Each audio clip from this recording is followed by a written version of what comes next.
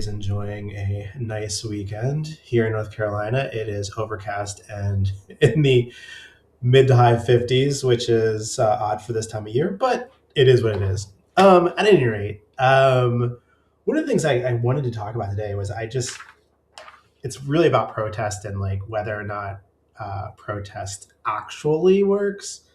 Um, and specifically, I want to talk about North Carolina. I live in Wake County. Um, I'm outside of Raleigh. Um, and yesterday, a bunch of parents protested the current low salary or low teacher salary for North Carolina teachers. Uh, but they pulled their kids out of school, and teachers that were teaching their kids were staying next to them. Like, I get that people want to protest, but I find it kind of off-putting when people bring their kids into it. And that's just me. I think adults should protest. They shouldn't force their political views or ideology or whatever onto their kids. That's something that they can develop on their own later. That's a whole side point as to whether or not I think protest works. I think here in North Carolina, there is a Republican supermajority in the Senate, and there is one seat shy of a supermajority in the House. Right. So if you're a Democrat, do you think that going outside and protesting to what ultimately is a Republican state, Republican legislature, do you think that's going to work? Uh, no, no, it's not going to work. It's just annoying. You're taking your kids out of school. It's like they should be in school learning. Instead, you pulled them out to take part in your protest.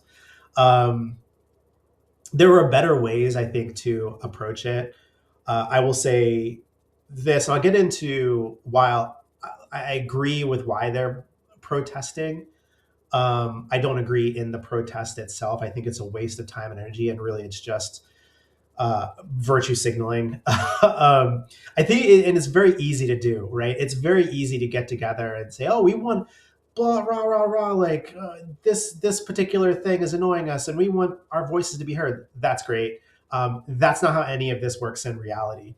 Um, if you're a Democrat and you want to try to convince a Republican, one thing you should probably not do is crap all over Republicans.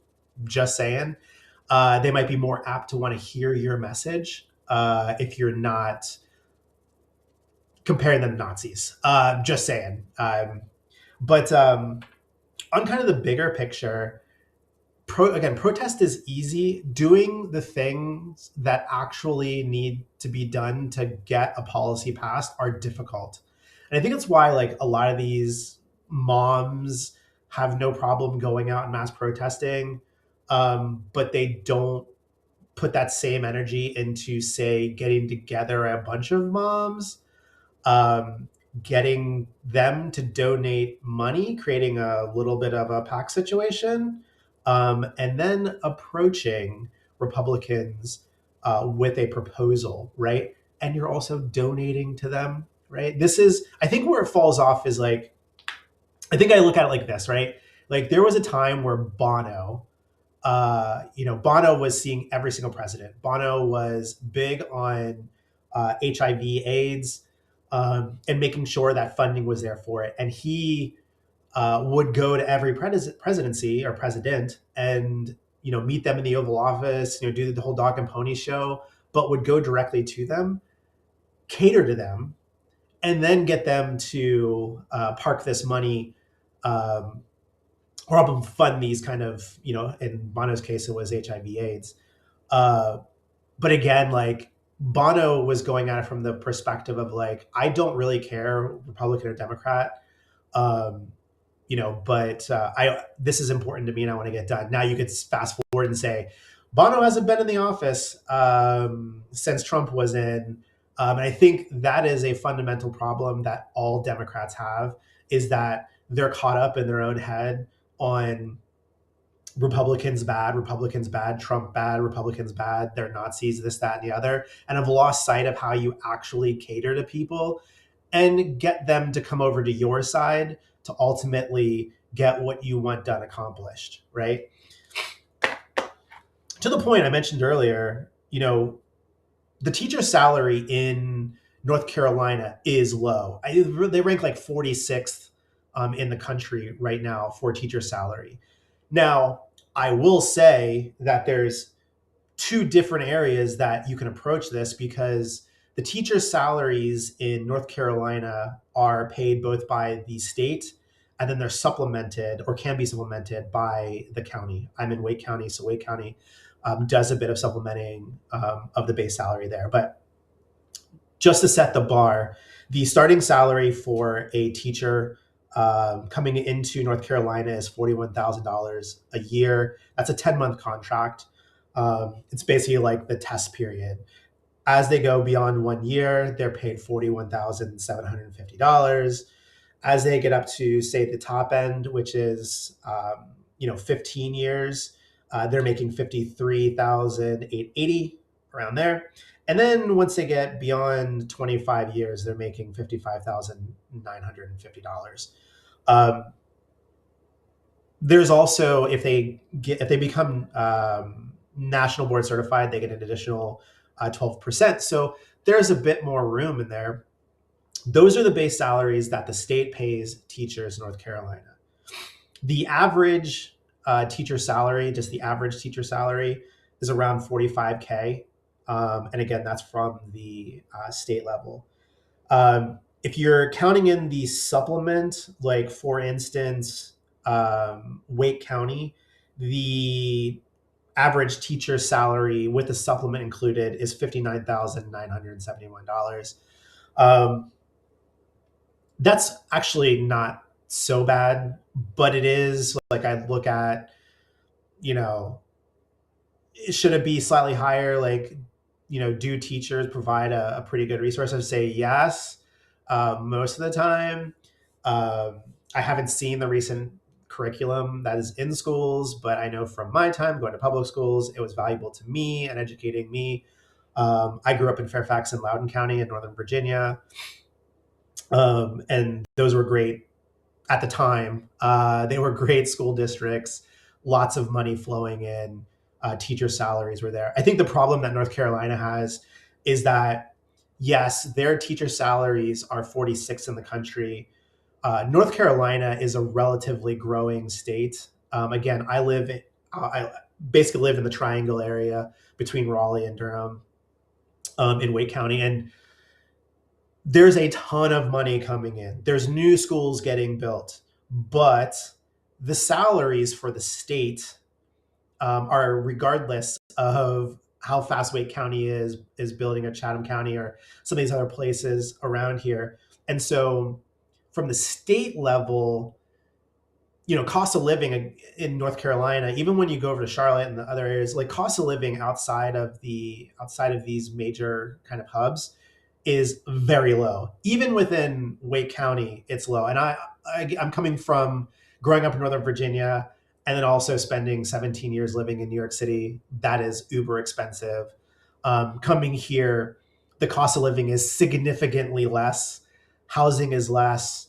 Energy costs are less. Like, all of this stuff is less. So I get it why at the state level, there's not much of a desire to want to increase the base salary. But I look at these protests and I'm like, you're going to Raleigh to protest the state, when really they should have been focusing their energy on Wake County, because Wake County can increase the supplement. That supplement comes from the taxes we pay from personal property tax on houses, which are going up everywhere, commercial development, like all of that money that's sitting out there, and the surplus that may be sitting there could be used to fuel an additional supplement. And that's where I think Democrats kind of fell off. They were all out at the state level, and if you drive around the state, you're like, okay, Wake County, Chatham County, like this area, a lot of income.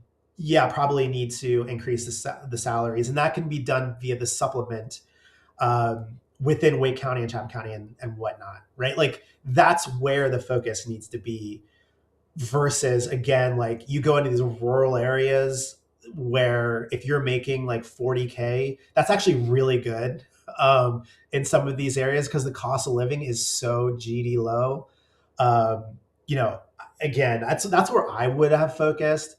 Um, but I think from the looking at it from the Republican side, I would say, yeah, those of us that are interested in this particular issue could, lobby people within the Wake County government to get them to increase the supplement, or at least put it on a sliding scale. So there is an increase overall. So based on your tenure, you're there for 1 year, you're in this bracket, you hit 5 years, you hit 10 years, you hit 15, 20, 25. Then it ramps that way. But again, this whole focus on like crapping on Republicans, Democrats crapping on Republicans, then asking them for more money is the dumbest way to try to get people across the across the fence or over the fence. But again, there's a ton of money coming into Wake County via the tech sector, via lots of commercial investment and businesses moving in, as well as data centers, as well as new housing developments popping up all over the place. I mean, I'm in a new housing development myself, and so there's a ton of tax revenue that's coming in, and there's new schools getting built. There's one not too far from where I live. It's a high school, elementary school, middle school, like all kind of around each other. But at any rate, you know I get it. Wake County teachers or teachers in North Carolina need to make a bit more money, but I think looking at it from the state level is the wrong view. Looking at it from the actual county level is the better way to go. And I may help partake in that venture, but we'll see. At any rate, like, share, subscribe if you like this content, and keep believing. The best for America is still ahead. Peace out.